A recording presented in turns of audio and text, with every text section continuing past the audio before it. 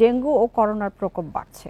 করোনায় গত মাসের তুলনায় আক্রান্ত ৩ গুণ, আর জানুয়ারি থেকে মে পর্যন্ত মৃত্যু না হলেও শুধু জুনেই মারা গেছে ১৬ জন। এদিকে ডেঙ্গুতে জানুয়ারি থেকে জুন পর্যন্ত আক্রান্তের সংখ্যা ৭,৮০০। এর মধ্যে চলতি মাসের ২৩ দিনেই আক্রান্ত ৩,৫০০।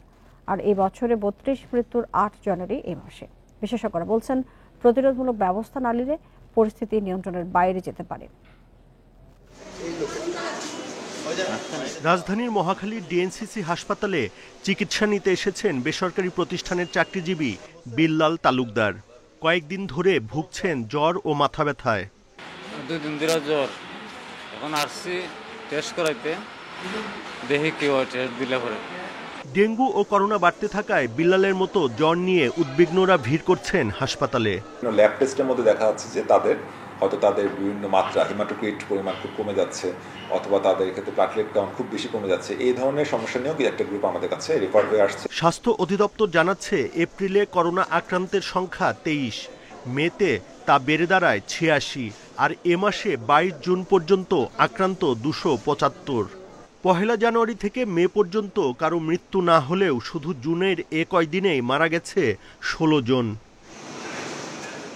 একই সঙ্গে বাড়ছে ডেঙ্গু রোগীও। স্বাস্থ্য বিভাগ বলছে, এবছর মোট শনাক্ত রোগী ৭,৭৫৮ জন। শুধু জুনেই আক্রান্তের সংখ্যা প্রায় ৩,৫০০। গত মাসে ডেঙ্গুতে মারা গেছে ৩ জন, আর চলতি মাসের 1 সপ্তাহ বাকি থাকতেই মৃত্যু হয়েছে ৮ জনের। এরই মধ্যে ডেঙ্গু ছড়িয়েছে দেশব্যাপী। মোট শনাক্তের ৭৫%ই এখন ঢাকা ও চট্টগ্রামের মতো বড় শহরের বাইরের রোগী। সচেতন না হলে অবস্থা সামাল দেয়া কঠিন হবে বলে মনে করেন বিশেষজ্ঞরা।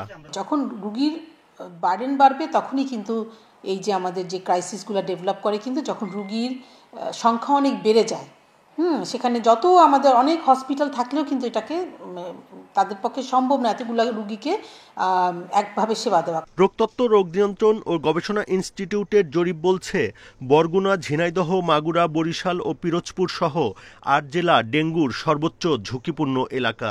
মশার বংশ বিস্তারের জায়গাটাকে নষ্ট করতে হবে, ধ্বংস করতে হবে। সেখানে আমরা কতখানি সক্রিয়। বর্ষা এলে প্রতি বছরই ডেঙ্গু সংক্রমণ বাড়ে। এর সঙ্গে আতঙ্ক ছড়াচ্ছে করোনা ভাইরাসের নতুন ভেরিয়েন্টের সংক্রমণ। Buddhadeb Kundu, independent news, Dhaka.